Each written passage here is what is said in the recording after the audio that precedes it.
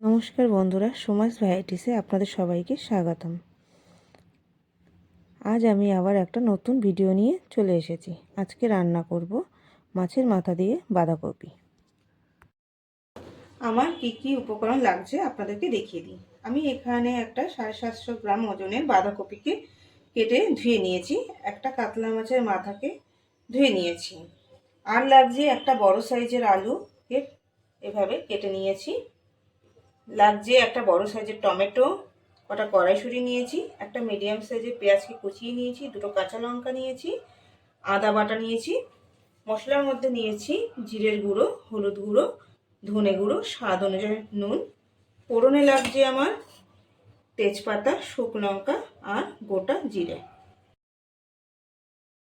এবার আমি বাঁধাকপিটা মেখে নেব। বাঁধাকপিটা মাখতে আমি 1 চা চামচ হলুদ গুঁড়ো, 1 চা চামচ নুন আর অল্প একটু তেল ব্যবহার করব। এইভাবে বাঁধাকপিটা মেখে নিলে খুব সফট হয় আর আলাদা করে সেদ্ধ করার দরকার পড়ে না। এবার আমি এটা আধা ঘন্টার জন্য রেখে দেব। এবার আমি মাছের মাথাটাও মেখে নেব। 1/2 চা চামচ হলুদ গুঁড়ো আর 1/2 চা চামচ নুন দিয়ে এই মাছের মাথাগুলো ভেজে নেব।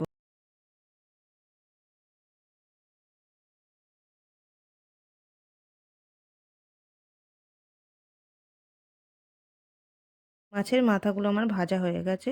সেই তেলের মধ্যে আমি আলুটা ভেজে নেব। আলুটা ভাজতে আমি 1/2 চা চামচ হলুদ গুঁড়ো, 1/2 চা চামচ আমি নুন ব্যবহার করলাম।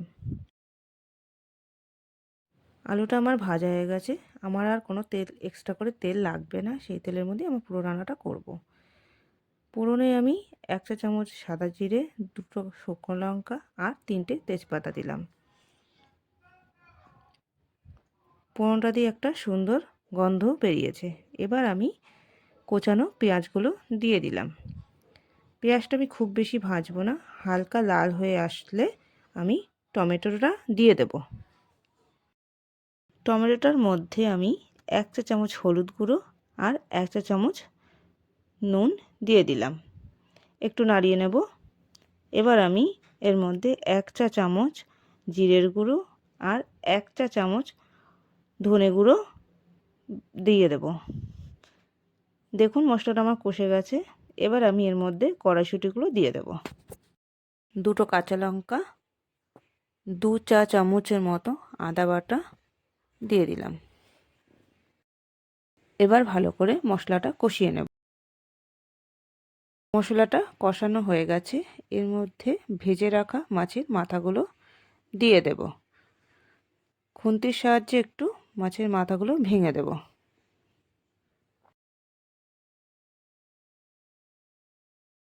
দেখুন আমার মাছের মাথার সাথে মশলাটা ভালো মতো মিশে গেছে। এবার আমি বাঁধাকপিটা দিয়ে দেবো। বাঁধাকপিটা আমি আধ ঘন্টা রেখে দিয়েছিলাম। রাখার পরে দেখুন কতটা জল বেরোচ্ছে। এবার আমি বাঁধাকপিটা চিপে চিপে দিয়ে দেবো।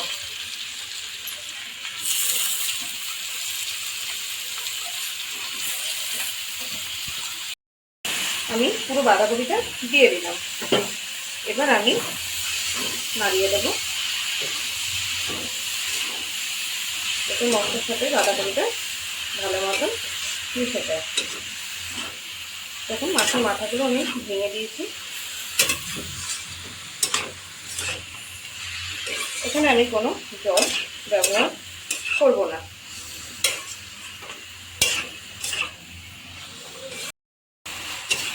এবার আমি মিডিয়াম আঁচে রান্নাটা করব।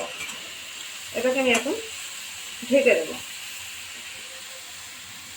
দেখুন আমার বাঁধাকপিটার সাথে মাছের মাথাগুলো মশলাটা ভালো মতন মিশে গেছে। এবার আমি আলুগুলোকে দিয়ে দেবো, দিয়ে আরেকটু নাড়িয়ে দেবো। এবার এটাকে আমি মিডিয়াম আঁচে রান্না করব। এখন আমি ঢেকে দেবো এটা। দেখুন বাঁধাকপিটা আমার প্রায় হয়ে এসেছে। আর একটুখানি হবে, আলুগুলো আমার সেদ্ধ হয়ে গেছে। আর একটু হলে আমি বাঁধাকপিটা নামিয়ে নেব। দেখুন আমার বাঁধাকপিটা হয়ে গেছে।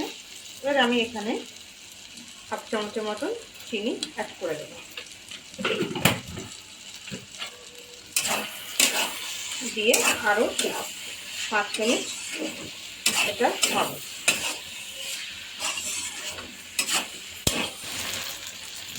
একটু গরম মশলা আর